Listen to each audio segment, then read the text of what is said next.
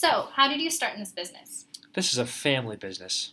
Becky, the general manager, is my mom, and the owner is my grandmother. I've been in it, it's kind of varies since I was born, but we've owned other hotels and inns before my mom took the manager position at the Quality Inn.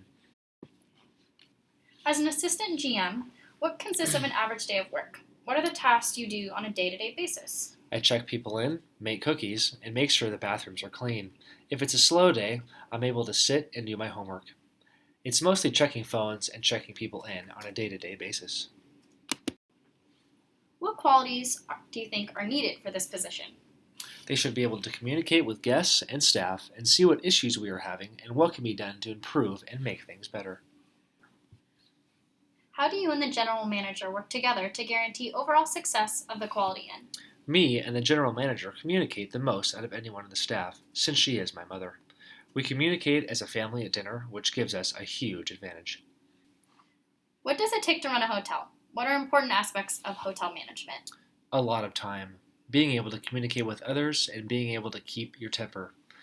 I'll have a guest that is just screaming at me, and it's hard to hold your temper when dealing with those angry guests, but I keep my cool and try to solve the problem for the guest. You have to swallow your pride because the guest is always right, but sometimes they really aren't right. What kinds of conflicts arise in the workplace? The most recent example I could give you was on a football weekend. We have our prepaid guests who are here for every football game. But we had this guest who had prepaid for a suite on the ground floor, but we had just run out of the suites on the ground floor, so I had to give him one on the second floor. But his wife comes in yelling, "I can't do stairs." Get Becky, the general manager. We got it all sorted out and eventually got them a room. Then they lost their dog and we couldn't find it, and eventually we found it in the guest room. It was funny, but it was the most stressful thing I ever had to deal with. Best and worst experience in this position? For me, to be honest, the best experience is on football weekends.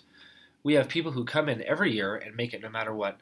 Last year when, no offense, the Cougars were doing horribly, they were still here saying, "We're gonna win, we're gonna win." Granted, the worst experiences came from football weekends. You get to see everyone at their best and worst. It's funny because the alumni come in and act like they're back in college. Who do you say is your target market segment at the Quality Inn in Pullman? We have four main categories. One is the parents who visit their children. The second is we have a lot of construction workers who stay here, spending most of their time at the hotel. The third would be the people staying for the vet hospital. The last one would be groups coming in for WSU, like festivals, Alive, concerts at Beasley, big games, etc. How does food and beverage play a role here? We do a full breakfast. Waffles, 2 types of fresh egg scrambles, and sausage. Everything we have here we buy ourselves on Costco runs or restaurant supply stores. When there are a lot of people here, it can be difficult, but it's worth it to hear someone say, "This is the best breakfast I've ever had at a hotel." My grandfather likes everything fresh, not that pre-made stuff you order through companies. Alright, ready? What do you wish you knew before taking this position? Maybe just knowing how difficult some people can be. 干什么呀？我的房间里面有一只狗，然后而且那个 toilet 还不是 clean 的，天哪，太恐怖了，你知道吗？为什么要这样子做啊？我付了钱的，我明明付了钱的，为什么你要这样 ？Call Becky! How have websites such as Expedia or Travelocity affected your hotel? Overbookings occur where people buy rooms off of travel sites, which can be difficult. Like when people book 5 rooms at a time, we can't give it to them. On such weekends, we do block booking off of the online sites because it affects our system so much. For instance, the other day, someone called in claiming they had 3 reservations for graduation weekend this year, which we weren't even taking reservations for that time yet. A travel site was selling reservations at a crazy low price, which we could not offer.